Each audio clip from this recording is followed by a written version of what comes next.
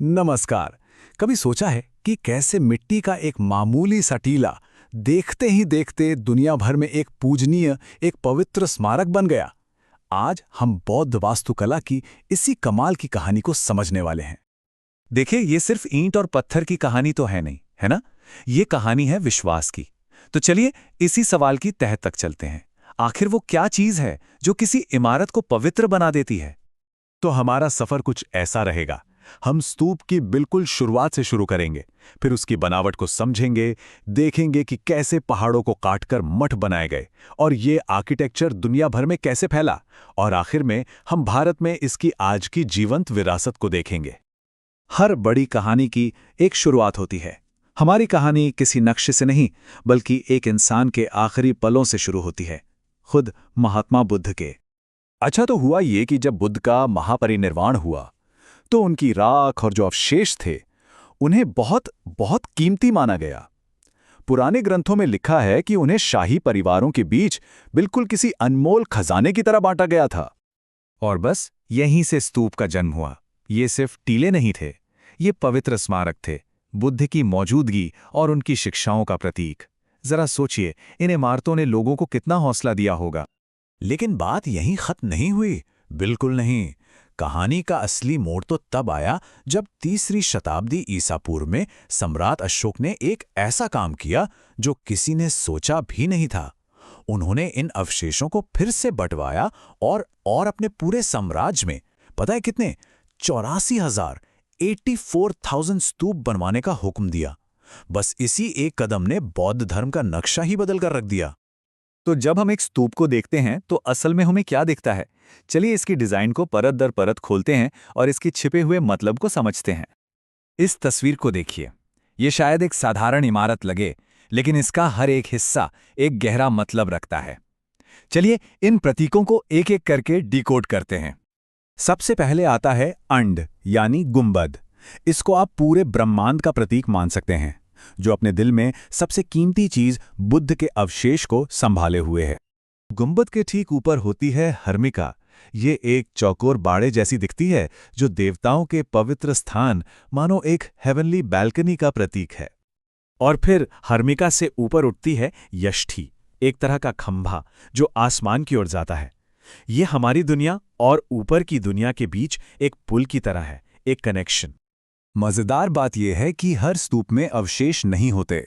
कुछ स्तूप बुद्ध के जीवन की खास घटनाओं की याद में बनाए गए हैं, तो कुछ उनकी शिक्षाओं का प्रतीक हैं। इससे पता चलता है कि बौद्ध धर्म कितना गहरा और रियलफिल्टिक है। और हाँ, वक्त के साथ साथ स्तूप का डिजाइन भी बदलता गया। ये एक साधारण टीले से शुरू होकर धीरे धीरे और भी कलात्मक और ज्यादा डिटेल स्ट्रक्चर में बदल गया, जिसमें हर दौर का असर साफ दिखता है। लेकिन बौद्ध धर्म सिर्फ स्तूपों तक ही सीमित नहीं था। जैसे जैसे समुदाय बढ़ने लगा, उनकी जरूरतें भी बढ़ने लगी।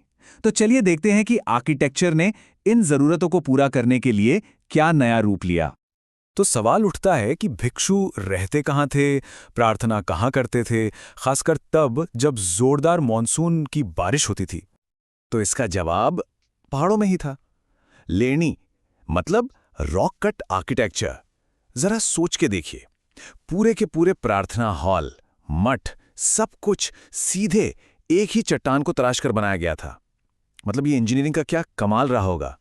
इन चट्टानों को काटकर बनी जगहों में दो मुख्य तरह की इमारतें थीं। एक चैत्य, जो प्रार्थना करने के हॉल होते थे, और दूसरा विहार, जहां भिक्षु रहते थे, पढ़ाई करते थे और ध्यान लगाते थे। ये जगहें शांति और आध्यात्मिकता का केंद्र बन गई थीं। बौद्ध धर्म की एक खासियत है कि वो हमेशा से ही खुला रहा है, नए विचारों को अपनाता रहा है। जैसे जैसे ये पुराने ट्रेड रूट से फैला, इसका आर्किटेक्चर भी इसके साथ गया और हर नई संस्कृति के हिसाब से खुद को ढालता गया। यहाँ एक बहुत ही दिलचस्प उदाहरण है। देखिए कैसे भारत का गुंबद के आकार का स्तूप चीन पहुंचकर एक पेगोड़ा में बदल गया। एक लंबा, कई मंजिलों वाला टावर जो आसमान को छूता है। ये आर्किटेक्चर का एक शानदार एवोल्यूशन है। और जब ये आर्किटेक्चर जापान पहुंचा तो वहां इसमें और भी बदलाव आए।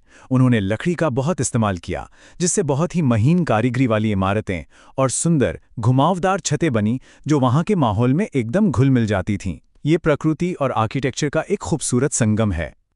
चलिए, अब हमारा सफर हमें वापस भारत ले आता है, जहां से ये सब कुछ शुरू हुआ था। लेकिन ये प्राचीन जगहें सिर्फ म्यूजियम बनकर नहीं रह गई हैं, ये आज भी आस्था और आध्यात्मिकता के धड़कते हुए केंद्र हैं। बोध गया, जहां बुद्ध को ज्ञान मिला, से लेकर अजंता की अद्भुत गुफाओं तक, ये सभी जगह भारत के आध्यात्मिक नक्शे का एक बहुत जरूरी हिस्सा हैं। ये हमें याद दिलाती हैं कि आस्था की शक्ति वक्त और सीमाओं से कहीं बढ़कर है।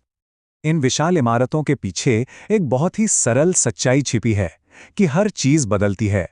ये हमें सिखाती हैं कि जीवन की इस बदलती प्रकृति को अपनाएं और हर पल को जिएं। तो आखिर में एक सवाल बचता है, आज की इस भाग दौड़ भरी दुनिया में जहां हर तरफ बस शोर है, ध्यान भटकाने वाली चीजें हैं, ये शांत पवित्र जगहें हमें क्या सिखा सकती हैं? शायद यही कि कभी-कभी थोड़ा ठहरना, एक गहरी सांस लेना और अपने अंदर की शांति को ढूंढना कितना जरूरी है।